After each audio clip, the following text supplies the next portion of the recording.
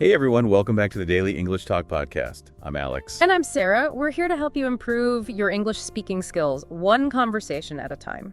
You got it. And today we're going to tackle something that I know a lot of you guys struggle with, and that's training your mind to think directly in English.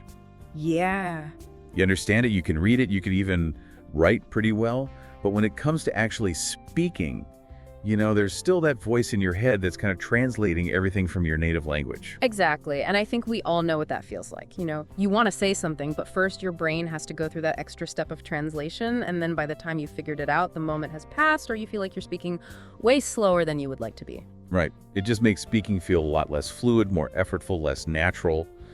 But the good news is that you can train your brain to basically bypass that translation step and start thinking in English, just like someone who grew up speaking it. Yeah, for sure. And that's exactly what we're going to be exploring today. Like, how can you actually make that switch happen? But first, I think it's important to really highlight why this is such a game changer for your English speaking. Yeah, that's a great point. Why even put in the effort, to shift your thinking that way? Well, I think the first, most immediate benefit is speed.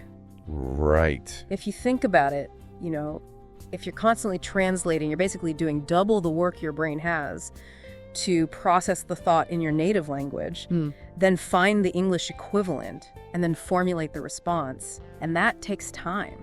Yeah. All that back and forth can really lead to those awkward pauses and hesitations. For sure. It's like having this extra layer of processing that just slows everything down. Yeah. It's not even just about like being faster.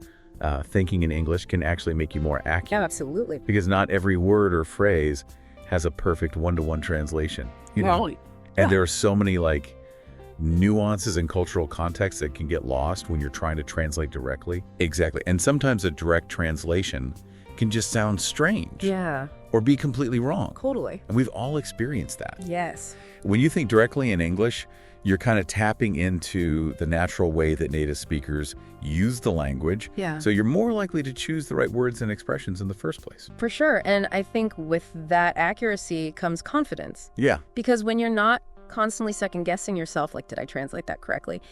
You feel much more sure of what you're saying, and you're able to just focus on the actual conversation, connect with the other person rather than being stuck in your own head. Absolutely. And I can totally relate to that from my own experience trying to learn Spanish. I used to spend so much mental energy translating everything in my head. And it wasn't until I really started forcing myself to think in simple Spanish phrases. Yeah. Even if it was just like naming objects around me. Yeah. That things really started to click. And suddenly conversations just felt less like a mental obstacle course and more like, just talking. That's a perfect analogy. It really is like that shift from translating to thinking. And it is a real turning point in the language learning journey. Yeah. It's like the difference between driving a car with a manual transmission for the first time. Right. All those jerky movements and the stalls, and then finally driving smoothly once you've got the hang of it. Right. Thinking in English is like getting to that a smooth, automatic stage. I like that analogy. So we're going to dive into some practical ways that you can actually start making that happen for yourself. Let's do it. All right. So we know why this is important, but how do you actually start training your brain to think in English?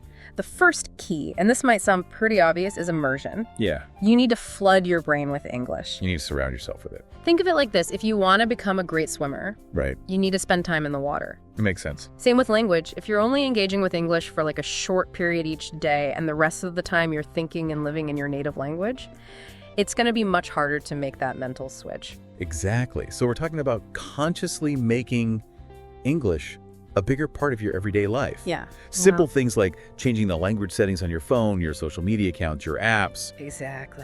Start watching movies and TV shows in English, maybe at first with subtitles, Yeah. but try to wean yourself off them as soon as you can. Yeah, and don't forget about audio. Right. Listen to English podcasts, audiobooks, even music with English lyrics. Yeah. The goal is to just constantly have that English input surrounding you, even when you're not actively studying. Exactly. And this constant exposure will help your brain to start processing the language naturally without needing to translate. Yeah. It's about creating that mental environment where English feels normal. Right. Neutral. The more you're surrounded by it, the more your brain is going to naturally start to pick up those patterns, those Right. associations, Sure. Okay, so the second strategy is to start describing your daily life in English inside your head. Yes, this is such a powerful technique. It really is. It's basically like having this ongoing internal monologue, Right. but you're doing it in English. Exactly. So when you wake up in the morning, Yeah. instead of thinking in your native language about how tired you are or what you need to do that day, try to think those thoughts in English. Yeah. Okay, time to get up. I need to make coffee as you go through your day. Yeah. Name the objects around you in English. Right. That's a table. My keys are on the counter. I need to grab my bag. Narrate your actions. I'm opening the fridge. I'm pouring some milk. I might feel a little strange at first. Yeah, it's going to feel forced. Yeah. But stick with it.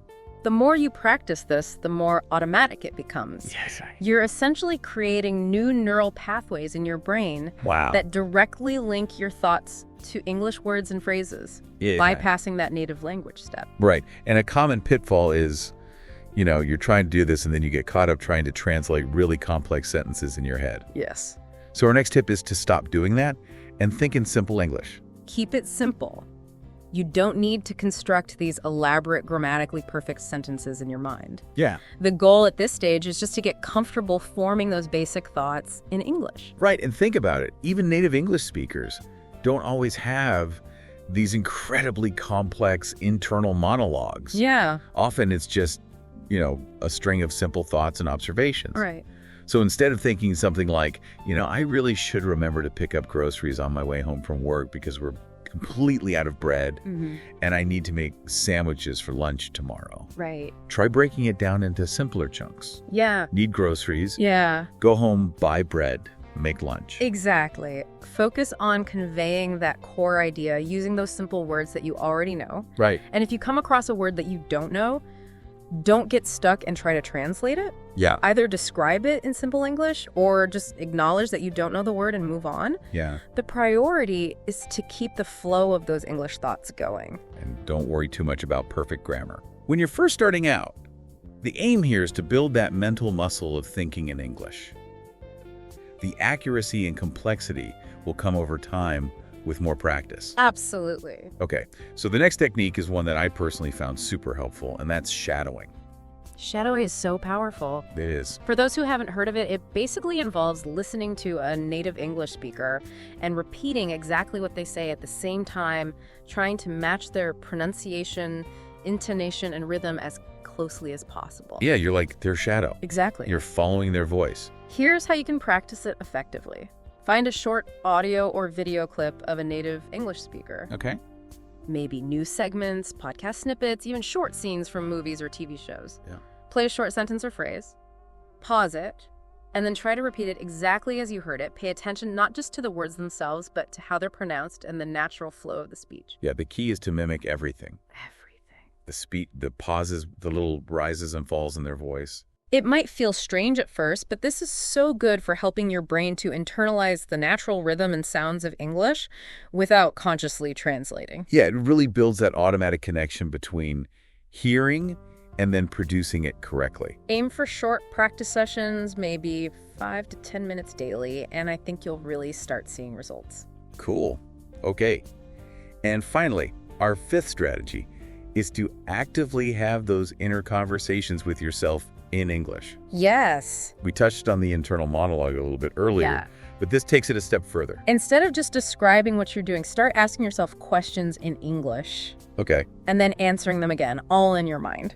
So for example, you could ask yourself, what am I going to do this weekend? Right. And then answer, well, I need to do laundry, and maybe I'll go for a walk in the parks. Oh, and I wanted to try that new restaurant. Exactly. Or you can even imagine having conversations with friends or colleagues in English, Right. Thinking through what you would say. Thinking through what you might say. It's about making English your go-to language for those internal thoughts. The more you practice having these mental dialogues, Yeah. the more natural it'll feel when you actually speak out loud. It's like rehearsing for the real performance. Exactly. So just to recap, those 5 key strategies for training your mind to think in English and immerse yourself as much as possible in the language. Describe your daily life in English. In your head, stop translating and think in simple English practice, shadowing native speakers, and have those inner conversations with yourself. Yeah, and consistency is key. Absolutely. The more regularly you practice, the faster your brain will adapt. We know that putting these strategies into practice isn't always easy. Mm-hmm. So coming up next, we're going to tackle some of the common challenges that you might encounter. Yeah. And how to overcome them. Okay, so you're starting to implement these strategies. You're trying to think in English. Yeah. But you're probably running into some hurdles along the way. As we all do. That's totally normal. Yeah. So let's talk about some of the most common ones. One of the most frequent things that learners tell us is I keep thinking in my native language. Yeah. No matter how hard I try. It's so frustrating. It just feels like their brain just defaults back to what's comfortable. Right. It's a very, very common experience, and it really is just a matter of habit. Your brain has been wired to think in your native language for years. And to change that, you need to consciously rewire it. Yeah. The trick is to catch yourself as soon as you realize you're thinking in your native language and immediately make the switch. Yes.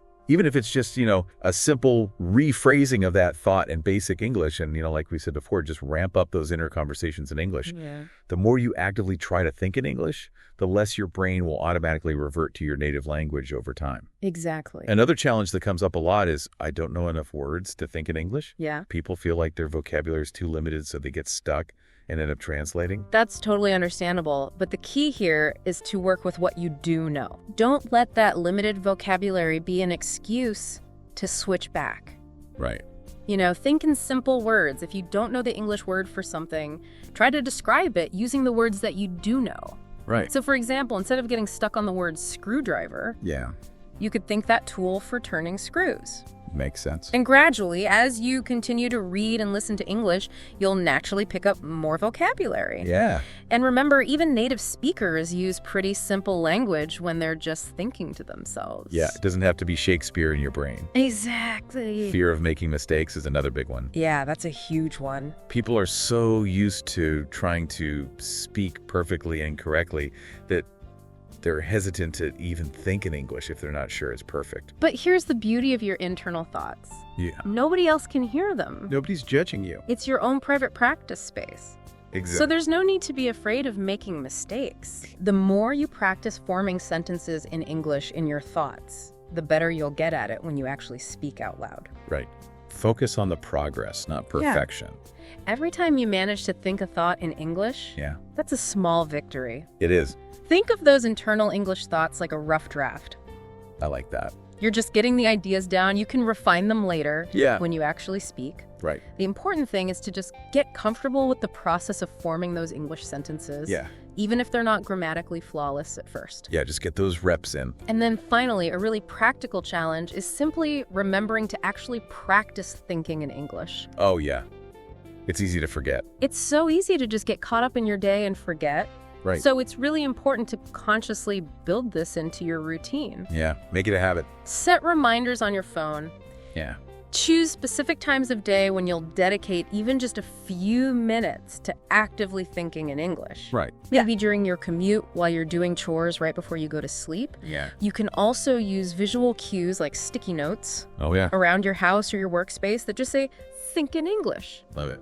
The more you make it a deliberate part of your day, Yeah. the more likely it is to become a habit. And then once it becomes a habit, you don't need the reminders anymore. Exactly. It'll just start to feel automatic. Exactly. So if you're facing these challenges, constantly reverting to your native language, feeling like you don't know enough words, being afraid of mistakes, or simply forgetting to practice, just remember, these are all normal hurdles. Yeah. The strategies we've discussed, catching yourself switching to English, using simple vocabulary, not fearing those internal mistakes, building it into your routine, these are all going to help you overcome those challenges. And I think it's really important to just be persistent, but also be kind to yourself in the process. Absolutely. It does take time to rewire your brain, Yeah. celebrate those small victories, and just keep practicing. All right, so as we wrap up, let's do a quick rundown of the key strategies and a call to action to help you guys get started. Okay, so we've covered a lot of ground today. We talked about why shifting your thinking to English is so beneficial. Yeah. We laid out 5 practical strategies to help you do it, and we addressed some of those common obstacles you might encounter along the way. We did. So just to recap those key takeaways, immerse yourself in English daily. Describe your actions and your surroundings in English. In your mind, prioritize thinking in simple English over translating complex thoughts. Practice shadowing native speakers to get a feel for that rhythm and the pronunciation. Yeah. And actively engage in those inner conversations with yourself in English. Love it, and remember, be patient with yourself. Yes. Consistency is more important than perfection, especially in the beginning. Absolutely. Even dedicating a few minutes each day to consciously practicing these techniques will really make a difference over time. Yeah, your brain will start to adapt. Yeah. And thinking in English will become easier and more natural. So here's what we encourage you to do. Choose at least one of the strategies we discussed today and commit to practicing it for the next week. Yeah. Maybe you want to focus on describing your day in English, or maybe you'll try a short shadowing exercise each morning, or maybe you'll set a few reminders on your phone throughout the day to have those little inner conversations in English. Yeah, experiment. See what works for you. And if you found this helpful, make sure to subscribe to the Daily English Talk podcast so you don't miss out on future conversations to help you improve your English. Yes, and we'd love to hear from you.